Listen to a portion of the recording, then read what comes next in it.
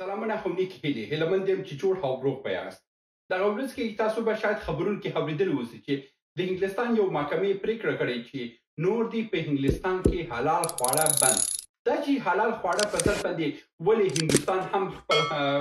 مظاهرې درلودلې، ولې د امریکا کې د ده په ضد باندې مظاهرې وسوې، ولې په کاناډا کې د ده په ضد مظاهرې وسوې، ولې په اروپایي ټولنه کې ډېرې مظاهرې وسوې او دغه حلال څه لري چې د ټولو هیوادونو یې په ضد دی او هر هیواد غواړي چې د حلال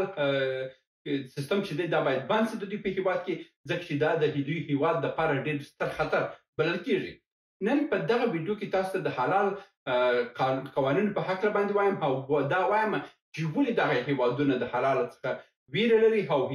حلال په دوی باندې څه کولی سي. زه پر موضوع باندې خبرې کوو او تر اضافي خبرې تېرېږو. تر هر څه وړاندې تاسو باید حلال خواړه وپېژنئ. حلال خواړه هغه خواړه دي، د مثال په ډول باندې هغه خواړه دي چې په هغه کې الکول نه و، په هغه کې د خوږ غوښه چې پورک ورته ویل کېږي هغه نه و، په هغه کې یعنې غیر مسلمان نن مسلم چې یادېږي یعنې کافر په لاس باندې جوړ شوي اوسي هغه نه باید و. نو دلته هم الکول، هم خوږ او هم غیر مسلمان چې د یو قصابي کار وکړي هغه حرامه غوښه ده او هغه حلال نه بلل کېږي. او د دې دپاره په هر اروپایي ټولنه کې یو اسلامي شورا جوړه سوې ده چې اسلامي کونسل په نامه باندې یادېږي. انګلستان هم لري، اروپا کې ډېر هیوادونه لري، اسټرالیا یې لري، امریکا یې لري، کاناډا یې لري، ډېر هیوادونه دغه شوراګانې لري د اسلامي ارزښتونو په خاطر باندې. دغه اسلامي ټولنه چې ده دا هر قصابي ته د حلال جواز ورکوي. د حلال د جواز دپاره دوی باید څه کارونه وکړي؟ دوی باید ځان ته د خپل په قصابي کې مسلمان قصاب اول کې مقرر کړي. چې کله یې مقرر کړه په دغه قصابي کې دی حق نه لري چې د خوږ غوښه خرڅ کړي او په دغه قصابي کې دی حق نه لري چې مثلا غیر الکولیک شیان هم خرڅ. ځکه چې په ډېرې قصابیانو کې تاسو راشئ مثلا کباب خرڅېږي او ډېر شیان خرڅېږي او د هغه نه بغلته بیا دوی شراب او دا شیان هم خرڅوي او د خوږ غوښه هم خرڅوي. دا په غیر اسلامي قصابیانو کې دا شیان شته. مګر چې کله اسلامي جواز ته د حلال سند اخلي، د حلال سرټیفایډ اخلي، د دې دپاره ته مجبور یې چې خپل قصابان ټول مسلمانان کړي، خپل الکول د خوږ چې کوم غوښه خرڅېږي هغه باید بند کړي او چې کوم دا څه غوښه کوم الکولیکو مواد چې دي هغه باید ټوله بند کړي. نو دا چې بند شول د اوس کې د انګلستان په نوي راپور کې چې په 2024 کال کې راغلی دی، په دې کال کې چې ډېر نوم استعمال شوی دی هغه محمد دی. یعنې محمد اوس د انګلستان هغه نوم دی چې ډېر استعمالیږي. بل راپور چې راغلی دی په 2024 کال کې په هر صنف کې د انګلستان 2% سپین پوستي انګریزان پاتې دي، یعنې 2% انګریزان دي، نور ټول مهاجر دي او په دې کې 46 سلنه مسلمانان دي. 46 سلنه مسلمانان دي چې د امریکا مرستیال هم په ټولګي کې وویل انګلستان یوازینی مسلمان هیواد پاکستان او انګلستان دا دوه هیوادونه دي چې حتمي طاقت دی. یعنې انګلستان هم مسلمان هیواد یاد کړي چې هلته مسلمانان اوس دومره رول لري چې نفوس د مسلمانانو مخ په ډېرېدو ده او ډېر سوي هم دي. بل که راسو صنعتي سیستم ته، صنعتي سیستم چې دی د حلال صنعت په حساب باندې ډېر انګریزانو خپل وظیفې په حلال یعنې په قصابیانو کې خپل وظیفې د لاس ورکړي دي. یعنې په ډېرو سیمو کې د خوږ غوښې دپاره قصابي نه پیدا کېږي چې هر ځای کې ورشئ هلته حلال قصابي د حلال قصابي چې د خوږ غوښه نه خرڅوي او ډېر خلک د دې حالت څخه په تنګ راغلي دي. او بل دا دی چې یو خو د دوی انګریزانو عیسویان چې دي هغه د وظیفې څخه ویستل کېږي، بل دا دی چې د خوږ غوښه نه خوړل کېږي، بل دا دی چې دا بیا په صنعتي سیستم کې هم اوس حلال صنعت پیدا شوی دی. د مثال په ډول باندې چې تاسو ولاړ شئ دوکانو ته ولاړ شئ، که هغه دوکانو کې وګورئ دا کوم مواد چې که جوس دي که جوس هم دي هغه د حلال صنعت باید ولري. دلته زیاتره ځایو کې مثلا یو جوس چې دی هغه اخلي هغه باید د حلال سرټیفاید اوسي. زیاتره اپلیکیشنونه دی وګوره بعضې جوسونه چې دي هغه د خوږ جلاتین لري، په دا خاطر باندې هغه حرامه دي او زیاتره چې دي اوس نوي چې راغلي دي دوی مثلا د حلال ټاپه وي یعنی د جوسو صنعت هم د حلال سرتیفیکیټ باید وغواړي او هلته باید یو مسلمان 2-3 مسلمان کارمندان باید دی ولري بلکې راس د بسکټو هم صنعت ته بسکټ هم باید د حلال سرتیفایډ سند ولري ځکه چې زیاتره بیا د ډېرتره کمپنیان چې دوی د خوږ د غوړو څخه جلاتین څخه اخلي کار اخلي چې هغه نه پوهېږي په څه خاطر اخلي او که دوی دغه د حلال سند واخیستلو هلته مسلمانان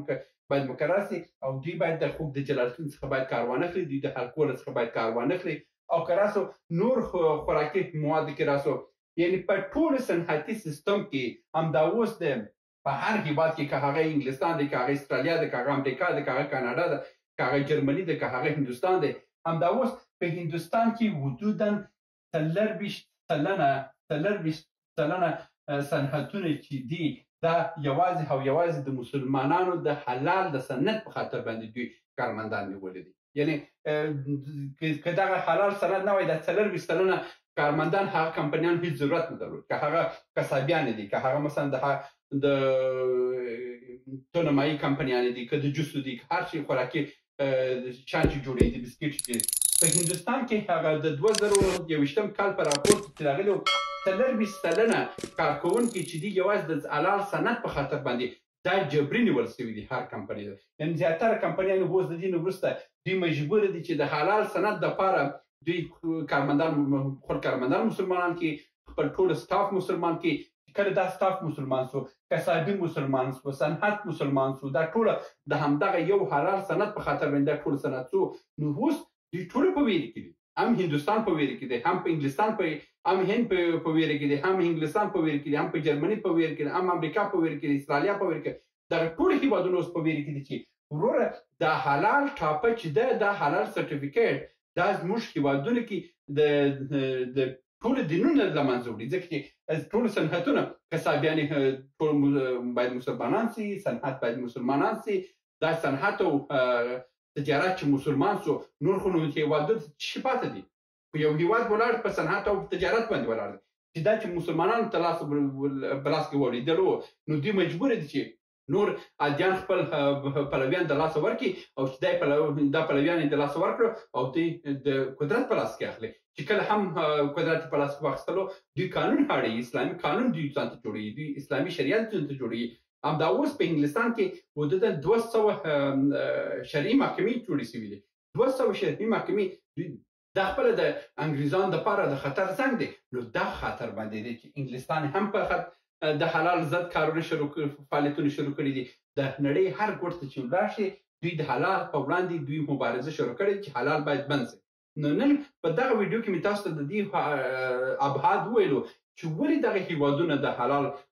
په وړاندې دوی درېدلي دي او دوی وایي چې باید حلال بند شي حلال ځکه بندېږي چې دوی د دې ټوله سیستم اوس د کنټروله وتلی دی ځکه چې هر کمپنۍ چې د دوی خپل داسې عیسویانو او نور ادیانو کارمندان باسي او دوی مجبور دي چې مسلمانان وټاکي او دا حالات اوس دې ځای ته رسېدلي چې انګلستان هم نور نشي کولی دا کنټرول کړي چې یو محکمې ویلي چې حلال باید بند شي مګر دا امکان نه لري چې د انګلستان کې نور بند شي ځکه چې انګلستان کې همدا اوس په لوړه پیمانه باندې مسلمانان دي او ډېر ښاروالان که وګوري ډېر کنسولان وګوري د مملکت په لوړه سطح باندې که موږ وګورو اوس ډېره فیصدي کارکوونکي چې دي هغه مسلمانان شوي دي مسلمانان په لاس کې دي نو دغه دی چې یو محکمې که داسې صادر کړی دی دا نشي کولی ځکه چې هند هم په دې باندې زور والی ویې نه شوی دی چې دا حملې کې انګلستان هم خپل زور وي دا نشي حملې کولی او د نړۍ هر ګوټ کې چې هر دا قانون دی نشي اخیستلی دا یو طبیعي حق دی هر یو چې که یې ودې کې دا د نړۍ کې هر کس ته حق لري که څه انګلستان دپاره 1 لک امضاګانې ټول شوي وي چې دا باید بند شي مګر یو محکمې دا خبره اعلان کړې ده مګر دا امکانات نشته چې دا حلال په کلي ډول باندې انګلستان کې بند شي بند شي هم یو شورا به ځان ته بند کړي دلته داسې دي چې په هر ولایت کې بیا هر نایه چې یو سیستم لري اما هغه نایه به یې بند کړي مګر داسې نه دي چې په کلي ډول باندې ټول انګلستان کې دا بند شي دا و د نن ویډیو هیله مند یم چې یو څه مو ترلاسه کړي چې تر بیا هم په لاس سپارم سلامونه موږ ډېر موضوعات جوړ کړي دي که سیاسي موضوعات غواړئ ووینئ نو دلته کلیک کړئ او که غواړئ اقتصادي موضوعات وګورئ نو دلته کلیک کړئ او که غواړئ چې د تل لپاره راسره واوسئ نو دلته کلیک کړئ او چینل سبسکرایب کړئ. مننه.